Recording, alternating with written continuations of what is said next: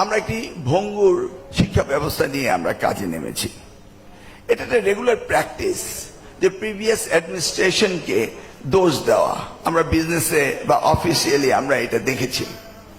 But আমাদের দেশে যে অবস্থা, অ্যাজ ইফ আমাদের এডুকেশনটা আমরা যে জায়গায় রেখে আসছিলাম, মনে হচ্ছে যেন we are driving our car, looking the rear view mirror, putting my car in reverse gear. এই 20 বছরে আমরা রিভার্স গিয়ারে দিয়ে আমরা পিছনের দিকে চলে আসছি। আজকে প্রধান কিনোট স্পিকার প্রাইমারি এডুকেশন থেকে সেকেন্ডারি এডুকেশন থেকে টার্সিয়ারি এডুকেশনে যে সিস্টেম লসের কথা বলছেন, এগুলি বাস্তবে সত্যি কথা। একজন বক্তাও এমন কোন বক্তব্য রাখেননি যে এই বক্তব্যকে আমি শিক্ষামন্ত্রী হিসেবে কন্ট্রাডিক্ট করতে পারি। প্রত্যেকটি বক্তব্যে একদম রিয়েল, একদম ফ্যাক্ট যে আমরা দেখছি। এখান থেকে আমাদের বেরিয়ে আসতে হবে। It's a too difficult task. কিভাবে যে বেরিয়ে আসবো, I don't know. I am trying my best. আমাদের অনারেবল প্রাইম মিনিস্টার, আমার মনে হয় তিনি সবচেয়ে বেশি কাজ করছেন এই মন্ত্রণালয়কে নিয়ে। প্রতিনিয়তই এই মন্ত্রণালয়ে গবেষণা, চিন্তা, চেতনা, ভাবনা, এই মন্ত্রণালয় কিভাবে উন্নীতকরণ করা যায়, সেই জন্য তিনি তো অলরেডি বাজেট অ্যালোকেশনের ব্যাপারে আমাদেরকে বলেই দিয়েছেন যে আইল go up to 5% of GDP. This ইয়ার আমাদেরকে দিয়েছেন 2%, নেট 2%, যেটা হিস্টোরিক্যালি আমরা কখনো পাইনি। এবং লাস্ট ইন্টারিম গভর্নমেন্ট তারা 1.39% পেয়েছিল, এবং আউট অফ 1.39-এ আইসিটি মিনিস্ট্রি, আদার্স সেখানে ইনভলভ ছিল। এবার সলিড নেট 2% পেয়েছে, huge amount of money. Titumir সাহেব আমাদের প্রাইমারি এডুকেশন কি কি চেঞ্জেস হয়েছে সেগুলি বললেন, সেকেন্ডারিতে কি কি করতে যাচ্ছে সেগুলিও তিনি তার বক্তব্যে সুন্দরভাবে তুলে ধরেছেন। But I am facing too many difficulties. ধরুন গতকালকে আমার এসএসসি রেজাল্ট বেরিয়েছে, SSC Dakhil and technical education result বেরিয়েছে। এটাকে এক একজন এক এক দৃষ্টিভঙ্গিতে দেখছেন। আজকে যদি পত্রিকা হেডলাইন গুলো দেখতে পান, তাহলে অ্যাকসেপ্ট দ্য নিউ এজ পত্রিকা আমার মনে হয় প্রপারলি তারা বিষয়টাকে তুলতে পারেনি। রেজাল্ট ড্রপ করেছে, গত 19 বছরের মধ্যে সবচেয়ে বেশি ড্রপ করেছে। মানে আই ডোন্ট আন্ডারস্ট্যান্ড, ড্রপ কি করানো যায়? জোর করে কি রেজাল্ট ফেল করানো যায়? জোর করে কি পাস করানো যায়? This is a real story, facts. আমাদের ছেলে মেয়েরা লেখাপড়া করছে, করবে। তারা অনেকেই ভালো করতে পারেনি। সেই দায় দায়িত্ব কি আমি শুধু এই ছাত্রছাত্রীদের দেব, না আমি নিজের কাঁধে নেব? First of all, as education minister, আমাকে বুঝতে হবে যে আমার ডেটা কালেকশনে আমার অবস্থানটা কি। আমি যদি ইনফ্লাকচুয়েট করে ডেটা কালেকশন করি, ধরুন আমি যদি শিক্ষকদের বলে দিতাম পার্সেন্টেজ বাড়িয়ে দেন, বা আমি যদি বোর্ডকে বলতাম আহা এবার পপুলার হতে হবে, তাহলে বোর্ডরা কি করতো? ইংরেজিতে 3 পয়েন্ট, অঙ্কে 3 পয়েন্ট, সিস্টেম অ্যানালিস্টকে বলে দিত, সাথে সাথে অ্যাড হয়ে যেত, কেউ জানতোই না। That's how it was functioning. তাহলে সত্যিকার অর্থে জব করে যদি রেট 70% হয়ে যেত, আমি কি জানতাম? Would I know what was the real data? আমার স্টুডেন্টরা কি করছে? আমাকে তো রিয়েল ডেটা জানতে হবে, তাদের স্ট্যান্ডার্ড জানতে হবে, তাদের কোয়ালিটি জানতে হবে, আমার ডিফেক্ট জানতে হবে, আমি কোন থেকে অ্যাড্রেস করবো এটা আমাকে জানতে হবে। একজন সাংবাদিক বলছিলেন যে এবার মনের মতো শিক্ষকরা খাতা দেখতে পারেননি। কোশ্চেনটা কিন্তু পজিটিভ। আমি পজিটিভলি উত্তর দিয়েছিলাম, মনের মতো গান গাওয়া যায় কিন্তু খাতা দেখা যায় না। আমি কিন্তু একটি পজিটিভ প্রশ্নের উত্তর পজিটিভলি দিয়েছি, but it was portrayed in different way, in negative way.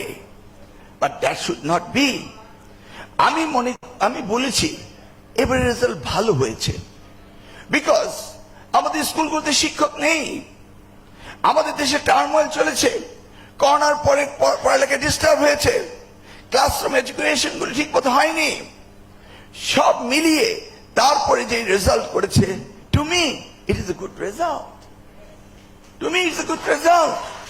এত দুর্বলতার মধ্যে দিয়ে আপনি গিয়ে দেখুন সরকারি স্কুলগুলোতে টিচার নেই। আচ্ছা গিয়ে দেখুন প্রাইমারি স্কুলে 38,000 স্কুলে গভর্নমেন্টের হেডমাস্টার নেই। আপনি গিয়ে দেখুন কলেজগুলোতে কোনো টিচার নেই। 12,000 টিচার সরকারি দিকে স্কুলগুলোতে শর্টেজ রয়েছে, 50,000 টিচার শর্টেজ রয়েছে প্রাইমারি স্কুলে, 38,000 হেডমাস্টার নেই, 77,000 টিচার শর্টেজ রয়েছে আমার এমপিওভুক্ত স্কুল এন্ড কলেজগুলোতে। ইউ সি, এই নাম্বারটা কি গত 5 মাসে হয়েছে? এই নাম্বারগুলি কখন থেকে শুরু হয়েছে? আমাকে এটা জানতে হবে, বিশেষ করে সাংবাদিক ভাইদের জানতে হবে। 2017 সালে হেডমাস্টারদেরকে মামলা করে আটকে দেওয়া হয়েছিল। 32,000 হেডমাস্টারের নিয়োগ বন্ধ রয়েছে 2017 সাল থেকে। সেই গভর্নমেন্টের তো আদালতের উপরে এতটা প্রচ্ছন্ন তাদের প্রভাব ছিল, যে কোনো রায় তারা নিয়ে আসতে পারত, কিন্তু হেডমাস্টার গুলোকে আটকিয়ে দিয়েছে। সিম্পল একজন শিক্ষককে মামলা করে সেই মামলা রায় 10 বছর পরে আমাকে ওই মহান সংসদে দাঁড়িয়ে 300 বিধিতে আলোচনা করার পরে সুপ্রিম কোর্টের চিফ জাস্টিস সেটা শুনে তিনি সেটাকে ক্লিয়ার করে দিলেন পরের সপ্তাহে। ও মা, এরপরের দিন আবার মামলা, আবার আমি মহামান্য আদালতের আশ্রয় নিলাম, আবার ক্লিয়ার করলাম। মামলার পর মামলা, এ কি হয়ে গেল? তারপরে একটি শিক্ষক নিয়োগ দিতে হলে যে সরকারি শিক্ষক যে প্রসিডিউর মেনটেন করতে হয়, সেটা একটি লম্বা প্রসেস, গ্যাজেটেশন করতে হয়। এই যে 14,300 শিক্ষক বিগত সরকার যাওয়ার দিন রাত্রে বেলা তাদের রেজাল্ট দিয়ে গিয়েছে, পোস্টিং দিয়ে যায়নি। যাওয়ার দিন রাত্রের বেলায় ফেব্রুয়ারি মাসে, বুঝতে পেরেছেন? এখন এটাকে আমার রেডি করতে দেখা গেল 4 মাস চলে যাচ্ছে। This a system, I cannot avoid the system. সেই জায়গায় আমি দেখছি এই ডিসেম্বরের ভিতরে আমি শিক্ষক দিতে পারছি না, তাহলে হাউ কুড আই এক্সপেক্ট এই বছরের রেজাল্ট তারা ভালো করবে? একবার ভেবে দেখেছেন? এখন আবারও বলতে হয় বিগত সরকারের কথা, কারণ তারা এই ব্যাকলগ শিক্ষায় রেখে গেল কেন? Why they did it? গতকাল রেজাল্ট হয়েছে, অনেকে কষ্ট পেয়েছেন, অনেকে খুশি হয়েছেন, কিন্তু যারা ভালো করতে পারেনি আমি তাদের অভিভাবককে অনুরোধ করব, একটি পরীক্ষায় খারাপ করাটাই কি তার জীবনের ব্যর্থতা? তাদেরকে আদর দিন, ভালোবাসেন, বলুন যে না, তোমরা আগামীর পরীক্ষায় ভালো করবে। এই পরীক্ষাটি কি একটি ছাত্র বা ছাত্রীর জীবনের শেষ অধ্যায়? নিশ্চয়ই না। আমরা অভিভাবকরা যদি জিপিএ প্লাস না পাই, তাহলে আমরা মনে করি আমাদের সন্তানদের ভবিষ্যৎ শেষ। এটা কি বাস্তব কথা? এটা কি হতে পারে? একটি ক্লাসে জিপিএ প্লাস পেলেই তার জীবনের সর্বোচ্চ স্বর্ণ শিখরে পৌঁছে গেল, আর জিপিএ প্লাস পেলে হলো না। তাদের শিক্ষণ পদ্ধতি কি, কতটা শিখেছে, কতটা আমরা তাদেরকে শিখাতে পেরেছি, এগুলি কি ভাববার বিষয় নয়? এই তো গতকাল রাত্রে আবার শুনলাম যে মিছিল হচ্ছে। কোথায়? জাহাঙ্গীরনগর বিশ্ববিদ্যালয়ে ভিসি রয়েছেন, ঢাকা বিশ্ববিদ্যালয়ে মিছিল হচ্ছে, জগন্নাথ কলেজের ইউনিভার্সিটি ভিসি রয়েছেন, সেখানে মিছিল হচ্ছে। কিসের মিছিল? যে এমপিও শিক্ষকদেরকে ম্যানেজমেন্ট কমিটিতে দিয়ে দেওয়া হয়েছে। Who said it?